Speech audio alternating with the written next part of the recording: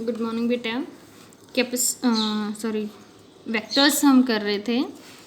तो वेक्टर्स में हमने किया था डिस्प्लेसमेंट वेक्टर और पोजीशन वेक्टर हम कर चुके थे, राइट। अब हम करेंगे आगे कुछ और टर्म्स हैं वेक्टर्स की, वो टर्म्स हम कर लेते हैं। आगे हमें वेक्टर्स को डिटेल में करना इजी हो जाएगा। तो सबसे पहले हम करते हैं इक्वल वेक्टर्स। सबसे पहले हम करेंगे इक्वल वेक्टर। क्या होते हैं इक्वल वेक्टर? इक्वल वेक्टर्स बता सकते हो, नाम से पता चल रहा है, ठीक है। वेक्टर्स को सबसे पहले हम रिप्रेजेंट कैसे करते हैं? एक एरो से रिप्रेजेंट करते हैं, क्लियर है। मान लो ये हमारे पास एक फिजिकल क्वांटिटी है, इस पे हमने एरो लगा दिया, इसका मतलब ये क्या है? वेक्टर है, ठीक है। फर्स्ट वेक्टर है हमारे पास ए, सेकंड वेक्टर है हमारे पास बी।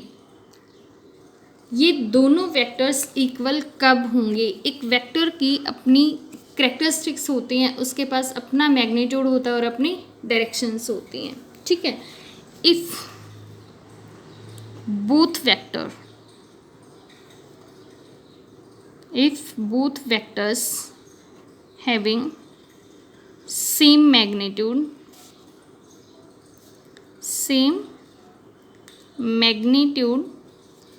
and same डायरेक्शन, दोनों वेक्टर्स के मैग्नीट्यूड भी सेम होंगे और डायरेक्शंस भी सेम होंगे, तो दोनों वेक्टर्स आपके क्या होंगे? इक्वल वेक्टर्स होंगे, right. Vector A is equal to vector B if A and B both have same numerical value, means same magnitude and same directions, तब आप इन वेक्टर्स को बोलोगे equal vectors. A and B are equal if magnitude of A is equal to magnitude of B and direction of A is same as that of B, ठीक है। इसी तरह से next जो वेक्टर आता है सेकेंड, नेगेटिव वेक्टर। नाम से पता चल रहा है इक्वल थे तो मैग्नीट्यूड भी सेम था, डायरेक्शंस भी सेम थी। नेगेटिव, यहाँ पे ऑपोजिट डायरेक्शंस जहाँ भी होगी वेक्टर्स के केस में हम उसको नेगेटिव वेक्टर से शो करेंगे, ठीक है। अगर दो वेक्टर्स का मैग्नीट्यूड सेम है, ध्यान से सुनो, if two vectors have same magnitude, vector A and vector B दोनों का मैग्नीट्यूड सेम है और डायरेक्शन सेम है तो इक्वल। और अगर दोनों का मैग्नीट्यूड सेम है बट डायरेक्शन अपोजिट है तो ए एंड बी दोनों में से कोई एक दूसरे का नेगेटिव वेक्टर है। आप ये कह सकते हो b is equal to minus of A और a is equal to minus of b, ठीक है। नेगेटिव वेक्टर अगर दिखाना है तो माइनस ऑफ a, और इसी को आप लिख सकते हो a is equal to minus of b। a is a negative vector of b क्योंकि a का मैग्नीट्यूड b के इक्वल तो है बट डायरेक्शन अपोजिट है। b is a negative vector of a क्योंकि मैग्नीट्यूड तो सेम है बट b की डायरेक्शन a से क्या है? अपोजिट है, क्लियर है। ध्यान रखना है नेगेटिव जब होंगे तो मैग्नीट्यूड हमेशा सेम होगा, डायरेक्शंस अपोजिट होंगे। इक्वल वेक्टर होंगे तो मैग्नीट्यूड भी सेम और डायरेक्शंस भी सेम। थर्ड वेक्टर आता है और बहुत इम्पोर्टेंट भी है, modulus of A vector. Modulus of A vector, vector का मीनिंग ही यहाँ पे डायरेक्शन को रिप्रेजेंट करना है, अदरवाइज अकेला एम्पलीट्यूड तो हम स्केलर्स में ले लेते थे। Modulus of A vector 10th class तक तुमने पढ़ा होगा। अगर किसी फिजिकल क्वांटिटी पे आप मॉडुलस लगा लेते थे, इसका मतलब कुछ इस तरह के एग्जाम्पल तुमने पढ़े होंगे, -1/2 इज इक्वल टू 1/2, ठीक है। मॉडुलस के अंदर जो क्वांटिटी गई वो पॉजिटिव हो गई, राइट।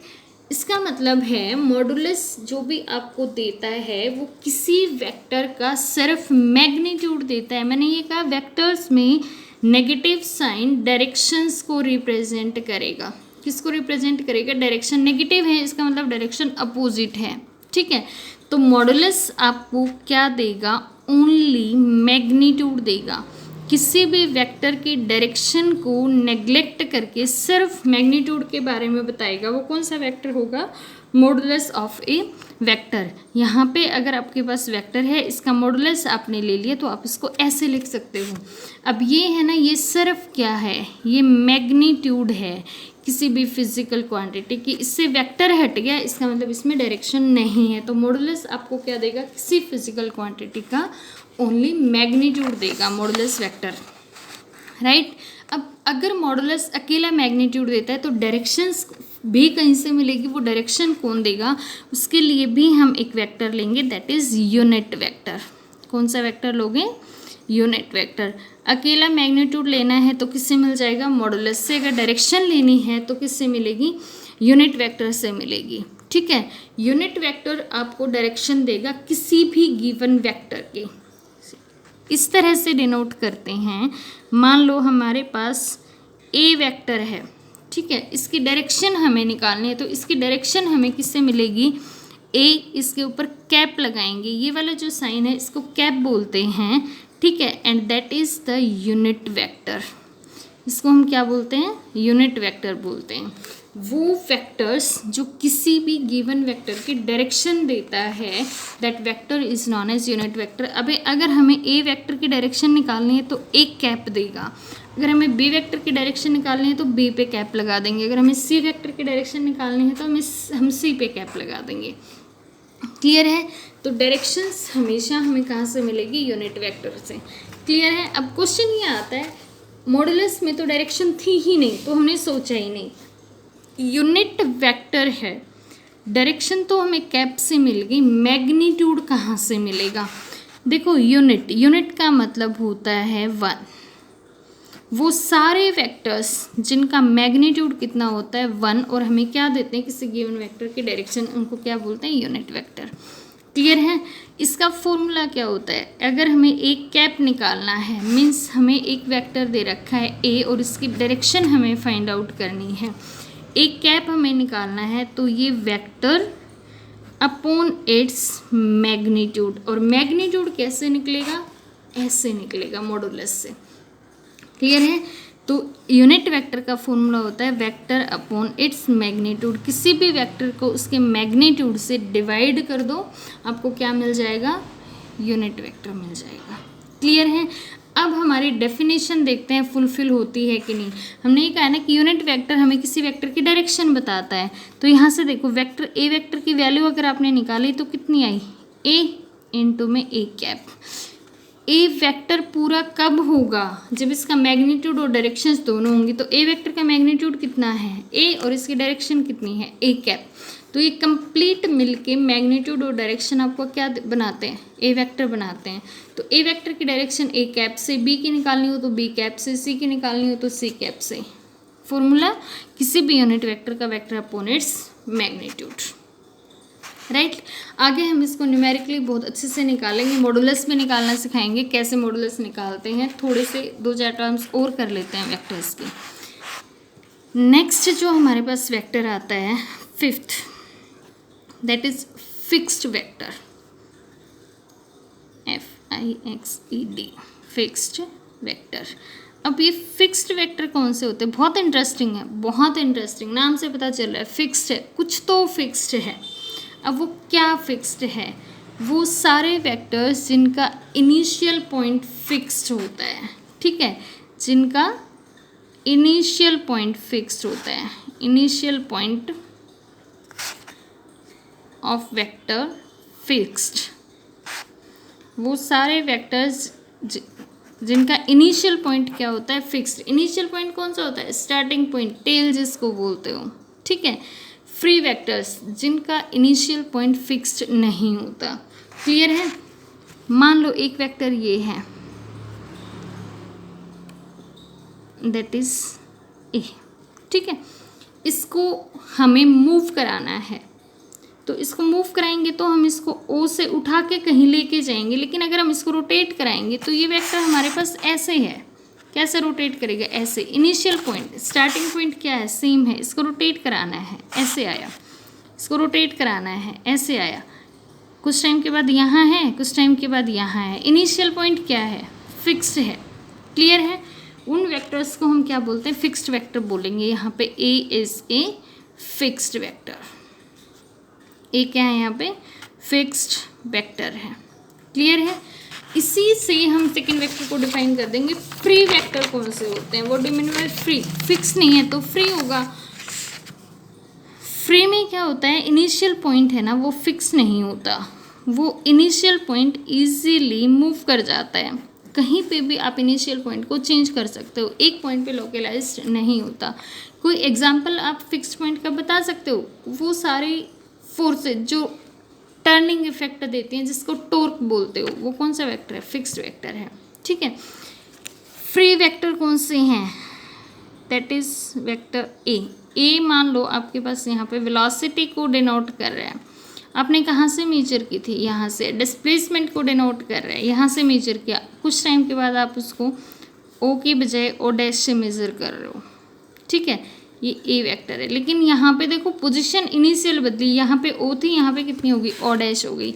तो यहाँ जो वेक्टर है ना, A vector is a free vector.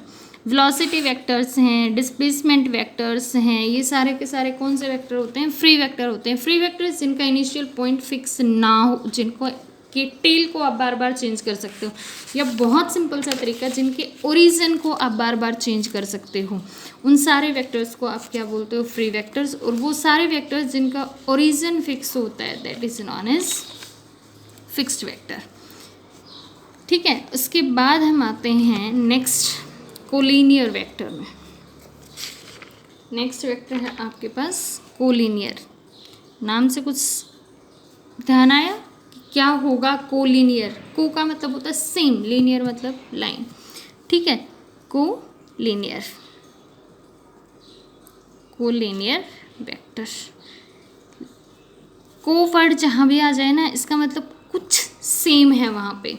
Collinear vector आपको बताने हैं वो सारे वेक्टर्स जो एक ही लाइन में या पैरेलल लाइन में लाई करते हैं, वो सारे वेक्टर्स जिनका के बीच में एंगल ज़ीरो होता है, वो सारे कोलिनियर वेक्टर्स होते हैं। ठीक है, वो पैरेलल वेक्टर्स भी आप कह सकते हो। कोलिनियर वेक्टर्स की जो डायरेक्शंस होती है वो अपोजिट भी हो सकती है, एंटी पैरेलल्स भी पैरेलल भी हो सकते हैं। बहुत अच्छे से समझ लो।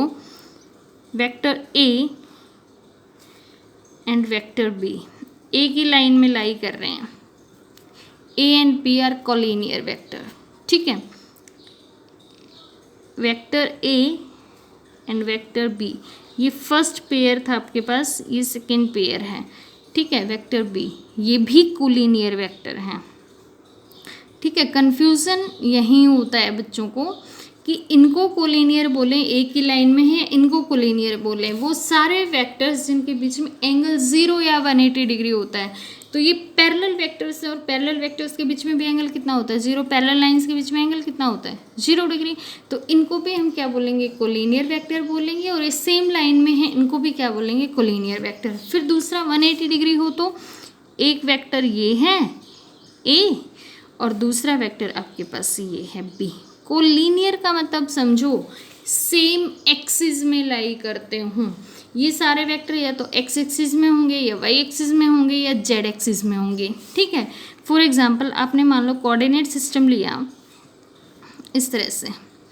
यहाँ जितने भी वेक्टर्स आपने ड्रॉ किए, ये जितने भी वेक्टर्स होंगे ना, ए बी सी, ये सारे वेक्टर्स क्या होंगे? कोलिनियर होंगे। क्लियर है? यहाँ जितने भी वेक्टर्स आप ड्रॉ करोगे, ये सारे वेक्टर्स डी ई एफ ये कोलिनियर होंगे। आप ये नहीं कहोगे कि एफ और सी कोलिनियर है, नहीं। आप ये नहीं कहोगे ई और बी कोलिनियर है, नहीं। क्योंकि ये वाले जो वेक्टर्स हैं ये एक्स वाई जेड है, ये वाले वेक्टर्स हैं ये सारे के सारे जेड एक्सिस में हैं, ये वाले जो वेक्टर्स हैं ये सारे के सारे एक्स एक्सिस में लाई करते हैं। क्लियर है? तो वो सारे वेक्टर्स जो किसी एक फिक्स एक्सिस के अलोंग लाई करते हैं, डायरेक्शन कोई भी हो सकती है, पैरेलल या एंटी पैरेलल, सेम भी हो सकती है और अनलाइक भी हो सकती है, उन सारे वेक्टर्स को आप क्या बोलोगे?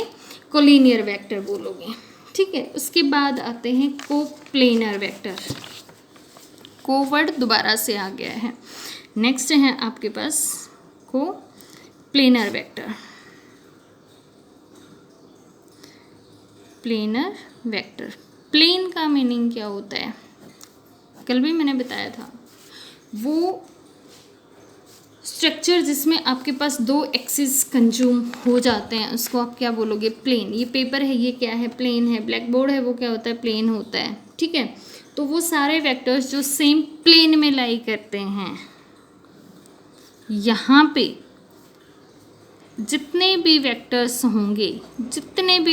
होंगे डायरेक्शन मैटर नहीं करती है, ध्यान रखना है।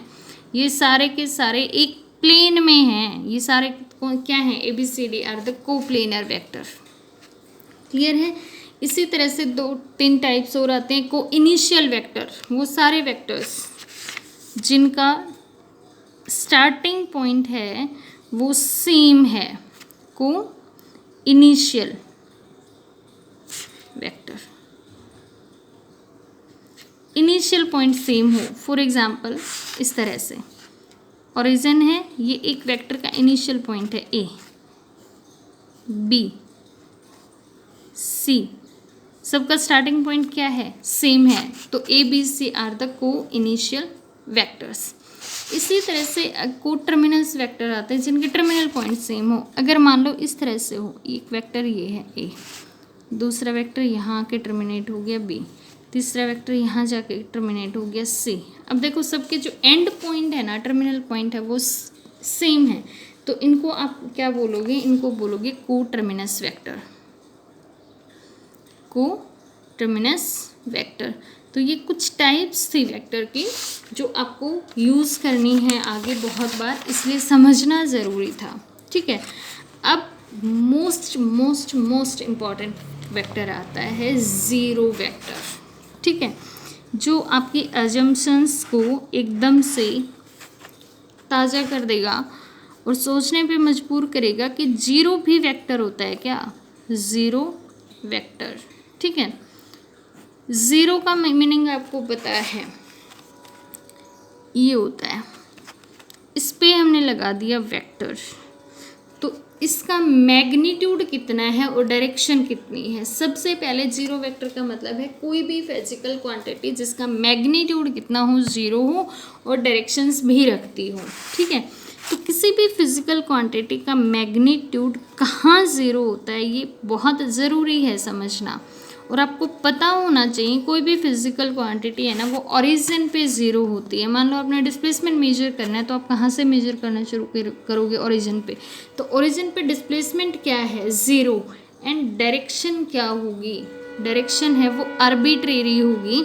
आर्बिट्रेरी का मतलब ओरिजिन से आप फ्री हो, आप एक्स एक्सिस में जाओ, आप फ्री हो, आप वाई एक्सिस में जाओ, आप फ्री हो, आप कहाँ जा सकते हो, जेड एक्सिस में जा सकते हो। तो जीरो वेक्टर्स वो फैक्टर्स जिनका मैग्नीट्यूड कितना हो, zero, magnitude is zero and direction arbitrary हो, डायरेक्शन इज आर्बिट्रेरी। उन वेक्टर्स को आप क्या बोलोगे जिनका मैग्नीट्यूड जीरो, डायरेक्शंस आर्बिट्रेरी हों, उनको क्या बोलोगे, जीरो वेक्टर्स। ठीक है, अब क्वेश्चन ये आता है कि हमें जब मैग्नीट्यूड है नहीं इसका तो जीरो वेक्टर की ज़रूरत क्यों पड़ी। हमने एक पहले प्रिंसिपल ऑफ होमोजेनिटी पढ़ा है। मान लो हमारे पास दो इक्वल वेक्टर हैं A and B are equal vector, हमें सब्ट्रैक्ट करना है vector A minus vector B। Equal है तो मैग्नीट्यूड भी सेम होगा, डायरेक्शन भी सेम है, सब्ट्रैक्ट किया तो आंसर कितना आया, ज़ीरो। ठीक है, मान लो हमारे पास A की जो वैल्यू थी वो 2 मीटर थी टुवर्ड्स ईस्ट, और ये भी 2 मीटर था, ये किस में है, टुवर्ड्स ईस्ट में है। ठीक है, तो 2 मीटर माइनस 2 मीटर मैग्नीट्यूड कितना आ गया, ज़ीरो आ गया। क्वेश्चन अब अराइज होता है, अगर यहाँ पे मैग्नीट्यूड ज़ीरो है, आपने दोनों वेक्टर्स को सब्ट्रैक्ट किया, vector A minus vector B, magnitude zero, तो वेक्टर में से वेक्टर को सब्ट्रैक्ट करेंगे तो वेक्टर ही तो आएगा फिजिकल क्वांटिटी। अगर अकेला 0 लिख दिया तो आपका प्रिंसिपल ऑफ होमोजेनिटी फेल हो गया। यहाँ पे आपने वेक्टर से वेक्टर को सब्ट्रैक्ट करके स्केलर ला दिया, नहीं, आपने वेक्टर को वेक्टर से सब्ट्रैक्ट किया, वेक्टर में से वेक्टर को सब्ट्रैक्ट किया तो आपके पास वेक्टर ही आएगा, चाहे मैग्नीट्यूड कुछ भी हो। मैग्नीट्यूड 0 है तो भी वेक्टर रहेगा, और मैग्नीट्यूड अगर 0 के अलावा कुछ है तो भी वेक्टर रहेगा। तो यहाँ पे लॉज ऑफ वेक्टर्स को सेटिस्फाई करने के लिए हमें 0 वेक्टर की ज़रूरत पड़ी। क्लियर है? इसलिए कहते हैं, इसीलिए हमें ज़रूरत पड़ती है नीड ऑफ 0 वेक्टर। क्लियर है? प्रॉपर्टीज़ क्या है 0 वेक्टर की, क्या काम करता है अगर हम इसको किसी वेक्टर के साथ जोड़ दें, जोड़ने का मतलब है ऐड कर दें, सब्ट्रैक्ट कर दें, मल्टीप्लाई कर दें, तो इस 0 वेक्टर का रोल क्या है। ठीक है, इसका रोल है, अगर आपने किसी वेक्टर में 0 वेक्टर को ऐड कर दिया तो वेक्टर पे कोई इफेक्ट नहीं डालेगा, वेक्टर खुद इटसेल्फ आ जाएगा। मीन्स आपने 0 को ऐड किया तो कोई फ़र्क नहीं पड़ा, जितना आपका वेक्टर था ओरिजिनली आ गया। हाँ, अगर आप किसी भी नंबर को मल्टीप्लाई करते हो, मान लो आपने 2 इंटू में 0 वेक्टर लिया तो आपके पास क्या आ गया, 0 वेक्टर या सिंपल वेक्टर था तो मल्टीप्लिकेशन के बाद क्या आएगा, वेक्टर ही आएगा। क्लियर है? ये प्रॉपर्टीज़ हैं।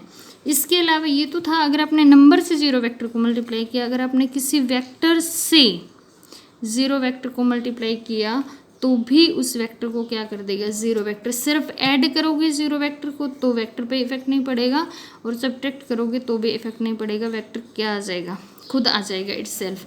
तो एडिशन या सब्ट्रैक्शन में तो इफेक्ट नहीं डालेगा, लेकिन मल्टीप्लाई करोगे ना जब भी वेक्टर्स को तो वैल्यूज़ को चेंज कर देगा, पूरी वैल्यू को कहाँ ले आएगा, 0 पे ले आएगा। ये वैसे ही क्वेश्चन है जैसे आप 0 को किसी भी नंबर से मल्टीप्लाई करते हो तो 0 हो जाता है, यहाँ पे सिर्फ डायरेक्शन एडिशनल आ रही हैं। क्लियर है? किन वेक्टर्स को आप कहोगे कि वो 0 वेक्टर हैं? कोई भी वेक्टर ओरिजिन पे है तो वो क्या होगा, 0 वेक्टर होगा। अब इसके अलावा, ओरिजिन के अलावा किसी ने ये कहा किसी भी पार्टिकल का एक्सेलरेशन कितना होगा when particle, acceleration find out करना है when particle moves with uniform speed, uniform velocity. कोई पार्टिकल यूनिफॉर्म वेलोसिटी से मूव कर रहा है, आपको उसका एक्सेलरेशन फाइंड आउट करना है। निकाल सकते हो क्या? सबसे पहले यूनिफॉर्म वेलोसिटी से मूव कर रहा है तो एक्सेलरेशन कितना होगा, 0। एक्सेलरेशन क्या है, वेक्टर क्वांटिटी, आपके पास क्या आ गया, 0।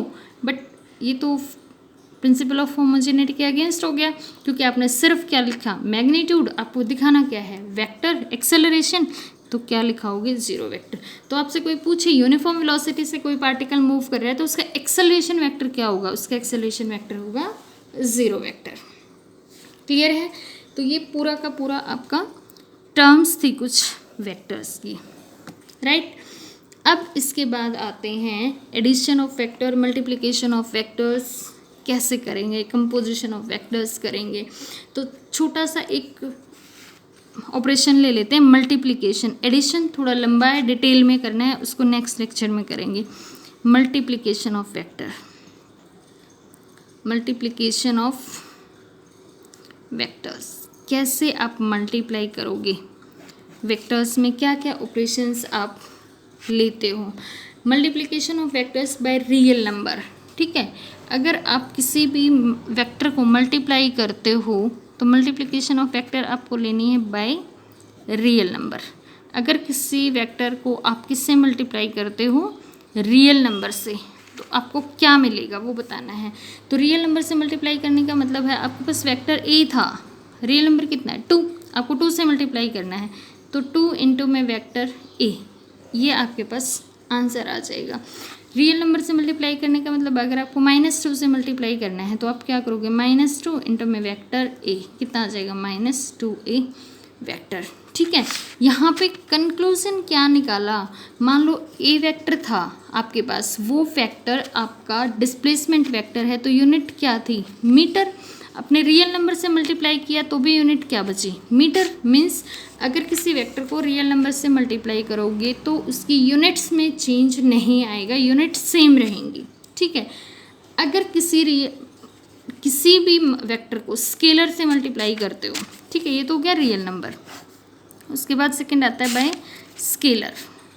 स्केलर से मल्टीप्लाई करते हो तो आपके पास वैल्यू चेंज हो सकती है। मान लो आपने फोर्स निकालना है, फॉर्मूला क्या है, मास इनटू में acceleration. Acceleration is a vector. ठीक है, एम क्या है यहाँ पे, मास।